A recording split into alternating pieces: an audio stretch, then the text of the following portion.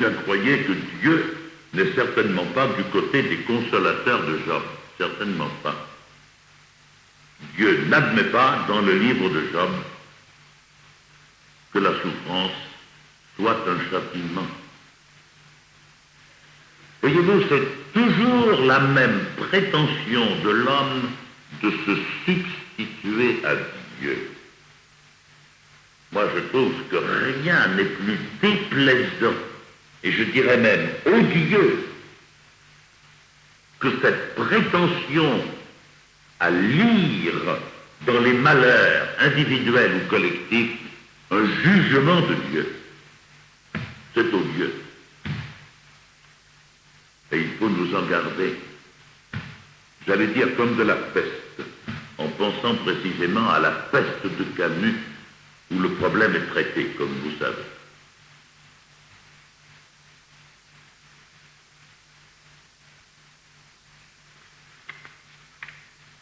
Conclusion de ces trois tentatives, dans leur effort pour innocenter Dieu, pour justifier Dieu du mal, on aboutit toujours à justifier le mal lui-même. Or, le mal, c'est précisément ce qui n'est pas justifiable. Le mal justifié n'est plus le mal, ou il ne l'est plus que relativement. Ce qui fait que le mal est mal, c'est précisément qu'il est injustifiable. Rappelez-vous la phrase de Lavelle que je citais en commençant. Le mal, c'est ce que nous ne pouvons ni comprendre ni aimer. Et s'il en est parmi vous qui sont un peu philosophes et qui voudraient creuser ce problème du mal, je ne puis que leur conseiller le livre qui, à mon sens, est le meilleur de tous ceux qui ont été écrits sur le mal.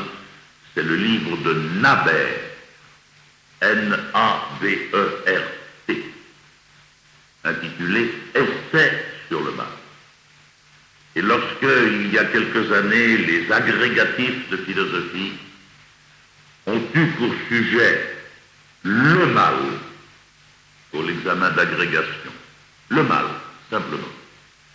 Ceux qui ont eu la meilleure note, et j'en connais un certain nombre, ce sont ceux qui ont adopté la thèse de Nabert et affirmé que le mal, c'est précisément ce qu'on ne peut pas justifier. Le mal, c'est l'inexplicable. Si vous expliquez le mal, vous le faites entrer dans un système intelligible. Et du coup, vous retombez dans la conception esthétique où les ombres d'un tableau apparaissent comme nécessaires à la lumière. On ne peut justifier le mal qu'en heurtant la conscience dans ce qu'elle a de plus profond. Alors, je veux bien qu'on essaye d'innocenter Dieu du mal qui est dans le monde, mais à la condition qu'on ne justifie pas le mal lui-même. Or, toutes ces tentatives que nous exposons aboutissent à justifier l'injustifiable, ce qui ne peut être qu'illusoire. Alors, voici maintenant qui est plus sérieux. C'est la quatrième catégorie de plaideurs, ceux qui plaident pour Dieu. Ils disent c'est la liberté de l'homme qui est responsable du mal. Alors, je dis c'est plus sérieux parce que, en effet, affirmer que le mal naît de la liberté semble bien innocenter Dieu et échapper aux contradictions d'une volonté de justifier le mal à tout prix. Alors il faut rattacher, n'est-ce pas, à cette tentative de rendre la liberté de l'homme responsable du mal, il faut rattacher à cela, n'est-ce pas, l'idée chrétienne qui consiste à voir dans le mal et dans la souffrance une conséquence lointaine d'anciennes démarches libres par le péché originel. Nous avons traité la question du péché originel il y a quelques années, et je vous ai bien dit, ce n'est pas une explication. Je ne vais pas refaire mon exposé sur le péché originel, je rappelle simplement ceci.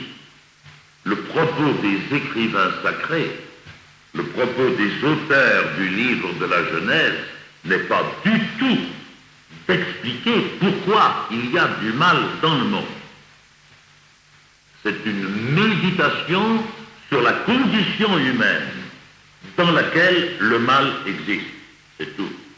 Le mal et le péché. Cette affirmation est valable jusqu'à un certain point, mais elle est insuffisante. Elle est valable parce qu'il est très vrai, en effet, que la liberté de l'homme entraîne la possibilité d'un mauvais usage de cette liberté, donc la possibilité du mal moral, et que parmi les conséquences qui découlent du mal moral, eh bien, il y a la souffrance, bien sûr. Et il est très vrai en ce sens-là que le péché est bien à l'origine d'un grand nombre de souffrances dont les hommes sont victimes. C'est très vrai. On ne peut pas nier qu'en bien des cas, l'homme est lui-même l'artisan de ses propres maux. Donc, en mettant le mal en relation avec la liberté, on touche certainement un point essentiel. Et je pense qu'il faut même pousser le plus loin possible cette recherche, de façon à rattacher chaque forme du mal, la guerre, l'injustice sociale, à des responsabilités humaines. C'est très vrai. Et il y a certainement un sens profond dans l'idée d'une responsabilité qui dépasse nos actes individuels et qui rattache la volonté mauvaise à une carence dans l'ordre de l'amour. Vous avez un mot du philosophe Max Scheler qui va très loin. Le méchant aurait-il été méchant si je l'avais suffisamment aimé? Il y a des centaines et des millions d'hommes qui sont méchants parce qu'on ne les a pas assez aimés.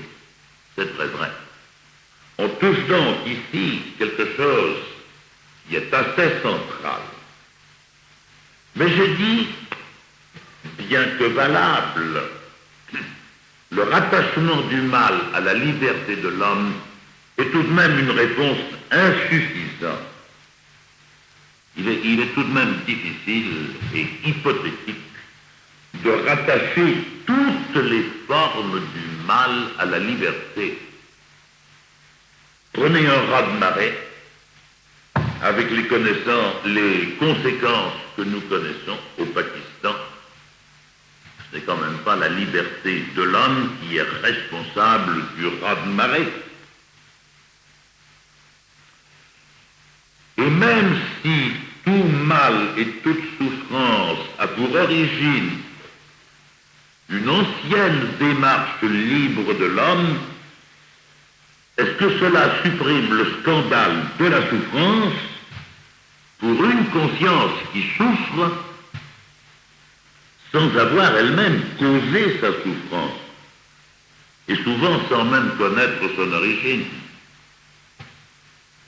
Et puis le problème rebondit. Reste à savoir pourquoi l'homme use si mal de sa liberté. Enfin, quelle nature, quelle puissance mauvaise, quel penchant incline si fréquemment la volonté à vouloir le mal, il ne semble tout de même pas que le simple fait que nous soyons des êtres finis et imparfaits suffise à rendre compte de cet océan mauvais dans lequel le monde est immergé. Je ne vois pas que notre simple finitude, le fait d'être des êtres finis et qui sont imparfaits, puisque Dieu seul est parfait, ce simple fait ne suffit certainement pas à rendre compte de la masse du mal et du malheur humain. Eh bien, de tout cela, je conclus que toute tentative d'explication ou de justification du mal échoue. Il n'y a pas d'explication et de justification du mal. La conscience proteste toujours. Et une conscience qui ne protesterait pas, une conscience qui se satisferait de ces explications qui peuvent bien être valables jusqu'à un certain point, mais qui finalement laissent le fond du problème intact, je dis, une conscience qui se satisferait de cela et qui n'aurait pas l'énergie de se révolter et de protester, une telle conscience me serait suspecte. Seulement, voilà. Cette protestation elle-même, la protestation de notre conscience, contient peut-être un enseignement profond. Et c'est peut-être bien la protestation invincible d'une conscience bien placée, d'une conscience vigoureuse. C'est peut-être bien cette protestation qui va nous amener à prendre devant le problème du mal une autre attitude. Car le mal n'est pas fait pour être compris, le mal est fait pour être combattu. Comprendre le mal, c'est chimérique. Il est l'injustifiable. Il est le non-sens. Alors, nous poserons tout à l'heure, en nous situant au plan de la foi, ce que je n'ai pas fait jusqu'à présent. En me situant au plan de la foi, j'essayerai de montrer comment il est possible de donner un sens à ce qui n'en a pas. Écoutez ce mot de Berdiaev. Dieu se manifeste dans la larme versée par l'enfant qui souffre et non pas dans l'ordre du monde qui justifierait cette larme. Le chrétien est donc invité à se détourner d'une explication stérile du mal, d'une justification stérile. Le chrétien est invité à se tourner vers l'attitude qu'il doit prendre en face du mal. Le christianisme n'est pas une philosophie. Le christianisme n'est pas une série d'énoncés spéculatifs. Le christianisme n'a pas d'autre but que d'élever l'homme au plus haut niveau d'existence possible. Il faut donc que ce niveau d'existence implique une certaine attitude en face du mal, le mal qui est dans le monde. Je lisais récemment sous la plume d'un philosophe, Albert Lachiaiseray, qui est professeur à Lyon, cette phrase-ci: il faut renoncer à chercher au mal et à la souffrance une explication, une fonction, une finalité. Il faut chercher à lui donner un sens. En lui-même, il n'en a pas. est-ce que nous allons pouvoir lui en donner un? Il faut abandonner, continue Albert Lachiaiseray, il faut abandonner cette idée que le mal et la souffrance ont un sens. Ils sont le non-sens. La seule question est celle-ci: peuvent-ils prendre un sens? Comment? Bergaev dit très bien, objectivement, c'est le non-sens qui règne ici-bas sur la vie, mais la vocation de l'esprit est de lui donner un sens. Car l'esprit, s'il prend vraiment conscience de ce qu'il est, ne peut pas consentir au non-sens. Il faut bien admettre, si vraiment nous refusons le mal, si nous le considérons comme un scandale, il faut bien admettre qu'il y a en nous une aspiration qui nous assure que le mal est déjà surmonté. En d'autres termes, si nous n'étions pas faits pour la joie, nous ne protesterions pas contre la souffrance.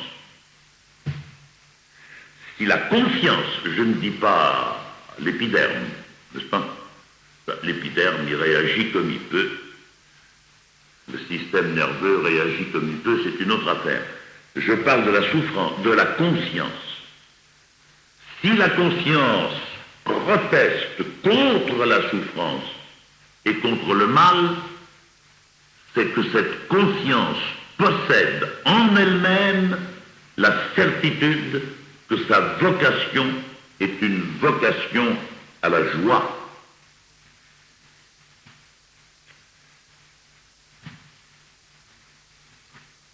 Il faudrait aussi approfondir le lien de l'amour et du triomphe sur le mal. On a remarqué souvent que certaines souffrances ont une noblesse particulière, une qualité humaine, qu'elles tiennent de ce qu'elles sont portées par l'amour et soutenues par l'amour. Nous l'avons dit tout à l'heure, et je crois que c'est certain, il y a des maux qui ont leur origine dans une carence de l'amour.